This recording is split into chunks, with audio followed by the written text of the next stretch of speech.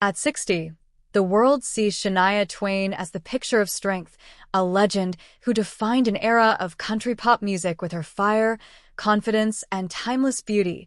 But behind the dazzling smile and hit songs lies a story so heartbreaking that even her closest fans never truly understood how much pain she's endured.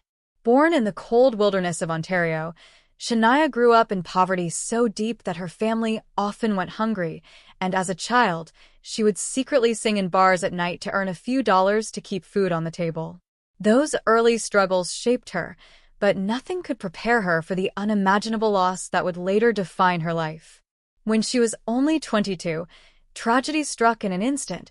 Her parents were killed in a devastating car accident, leaving Shania responsible for her younger siblings overnight.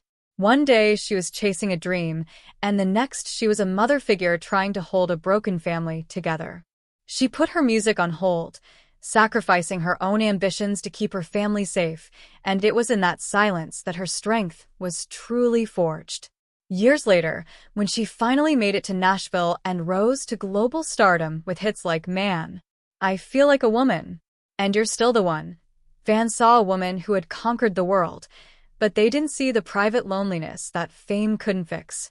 Just when it seemed like life had given her a second chance at happiness with her marriage to producer Mutt Lange, the man who helped shape her career, the unthinkable happened again. Mutt betrayed her, engaging in an affair with her best friend, leaving Shania shattered beyond words. The woman who wrote songs about empowerment suddenly found herself questioning everything she believed in about love, loyalty, and trust. The betrayal hit so hard that Shania retreated from the spotlight, disappearing for years, while rumors swirled that she might never sing again. But even that wasn't the end of her pain. Soon after, her voice itself began to fail her. A battle with Lyme disease caused nerve damage to her vocal cords, and doctors told her she might lose her ability to sing forever. For someone whose voice was her lifeline, it felt like losing her identity all over again. Yet, in true Shania fashion, she refused to give up.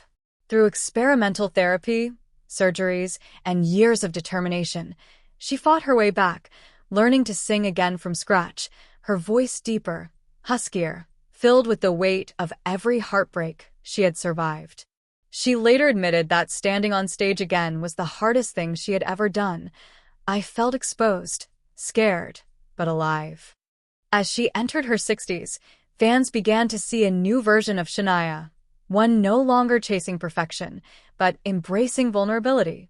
She began speaking openly about aging in an industry obsessed with youth, about the scars both visible and invisible, and about finding love again with Frederick Thibault, the man who had also been betrayed by the same people who hurt her.